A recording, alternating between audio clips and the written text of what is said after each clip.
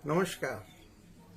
आदरणीय हमारे प्रिय भारतीय भाषा अभियान के सेनानियों, आपका कोटिश वंदन और अभिनंदन।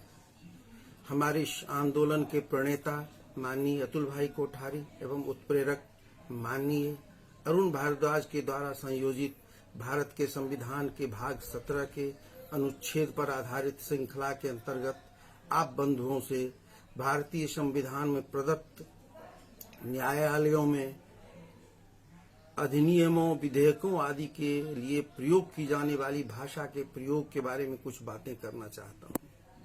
हमारा प्राचीन धर्मशास्त्र भी इस संबंध में कई उपाख्यान दे चुका है।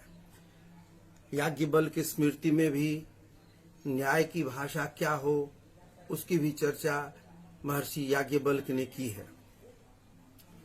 जैसा कि हम सभी जानते हैं, भारतीय संविधान के भाग 17 के अनुच्छेद 343 में साफ साफ लिखा है कि संघ की राजभाषा हिंदी और लिपि देवनागरी होगी एवं संघ के शासकीय प्रयोजनों के लिए प्रयोग होने वाले अंकों का रूप भारतीय अंकों का अंतर्राष्ट्रीय रूप होगा। हम यह भी जानते हैं कि भारतीय संविधान के अनुच्छेद 343 से 351 तक भाषा संबंधी दिशा निर्देश दिए गए हैं। हमें आज हमारी स्वतंत्रता के इतने दिन बीतने के बाद भी हम भाषाई परतंत्रता में जी रहे हैं। कितना बड़ा दुर्भाग्य है इस देश का, या इतनी दिन की स्वतंत्रता के बीतने के बावजूद भी हम भाषाई स्वतंत्रता हमें नहीं मिली है।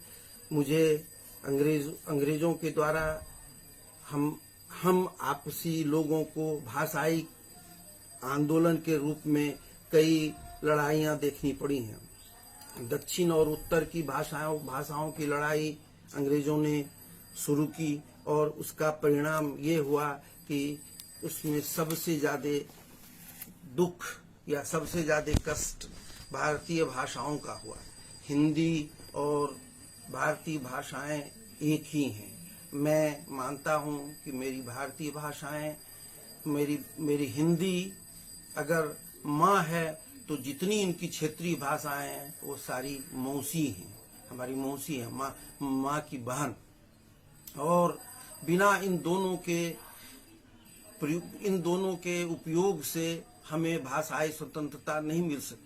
हम किसी भी भाषा के विरोधी नहीं हैं।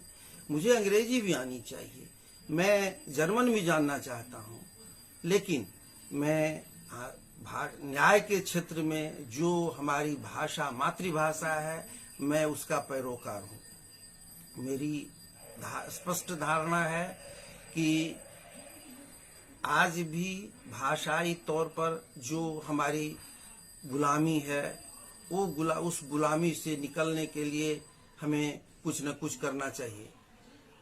हमारा यह भारतीय भाषा आंदोलन, भारतीय भाषा अभियान इस मकसद से स्थापित किया गया है कि मुझे भाषाई गुलामी से मुक्ति मिले। मैं अपनी बात न्याय के क्षेत्र में, मैं अपनी बात कोर्ट में, न्यायालयों में अपने ढंग से कह सकूं, ताकि हमें अपनी भाषाओं में न्याय मिले। वादी और प्रतिवादी दोनों अपनी भाषा में बोलेंगे तो वो उचित और उसको अच्छा न्याय माना जाता है। कई इस भारतीय संविधान की जब भारतीय संविधान 1946 से बनना शुरू हुआ और बनने के क्रम में 12 सितंबर से 14 सितंबर 49 तक भाषा संबंधी चर्चा हुई थी। इसमें यह कहा गया था कि भारतीय संघ की भाषा हिंदी होगी और इसकी लिपि देवनागरी होगी। लेकिन कुछ विशेष परिस्थितियों में हमें यह कहा गया था कि भाषा तत्काल कार्य संचालन के लिए 15 वर्षों तक अंग्रेजी का प्रचलन रहेगा। लेकिन कई वर्ष बीत गए, अभी भी अंग्रेजी हमारी उच्च न्यायालयों और उच्चतम न्यायालय में आज भी अंग्रेजी हमारी न्यायालय की भाषा बनी हुई है। मैं यहाँ के बिहार, राजस्थान, उत्तर प्रदेश, हरियाणा इत्यादि राज्यों में तो हिंदी वहाँ के जिला न्यायालयों में चल रही है, लेकिन हमारे यहाँ उच्च न्यायालय और उच्चतम न्यायालय में आज भी हमारे यहाँ हिंदी का प्रचलन नहीं के बराबर होता है। इसका मुख्य दोष मैं और किसी को नहीं देना चाहता हूँ। मैं जानता हूँ आज एक आकलन के आधार पर इस देश में कुल 3% लोग, 3% आबादी का 3% लोग ही अंग्रेजी जानता है, और 3% अंग्रेजी के भरोसे हमारी न्याय व्यवस्था कितनी सुदृढ़ होगी ये खुद कल्पना की जा सकती है।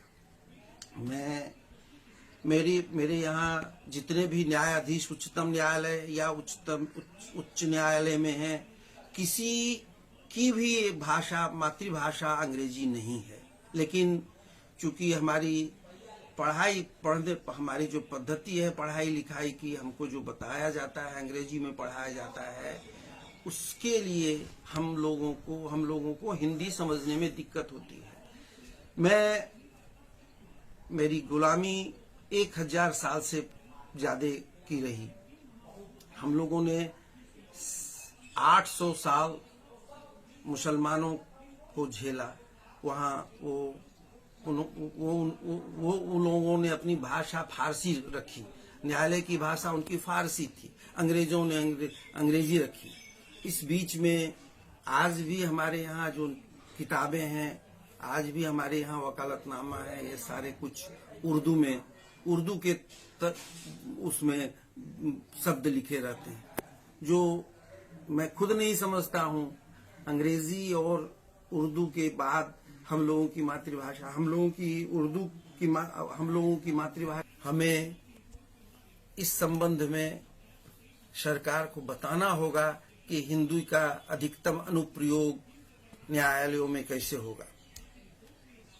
मेरी धारणा है कि हमारे देश में जो हमारे राज्य हैं, कई लोगों की मातृभाषा उड़िया हो सकती है, तमिल हो सकती है, तेलुगु हो सकती है, और यहाँ के राज्य के उच्च न्यायालयों में हर प्रदेश के न्यायाधीश नियुक्त होते हैं। मेरी धारणा है, मेरी मंशा है कि अगर सरकार चाहे तो उन जो बहुभाषी हमारे न्यायाधीश, विद्वान न्यायाधीश महोदय आते हैं, उन्हें एक संसद सदस्य की तरह एक श्रवण अनुवाद यंत्र अगर हमें दें, हमें सरकार से ये पहल करनी चाहिए कि वो अगर दें तो भाषाई प्रॉब्लम सॉल्व हो जाएगा। हमारा भाषाई समस्या जो हमारी है, जो अब हिंदी में वो नहीं समझते हैं, मान लीजिए कि हिंदी में कही हुई बातें वो नहीं समझते हैं, तो वो अपनी भाषा में समझेंगे और न्याय के क्षेत्र में वो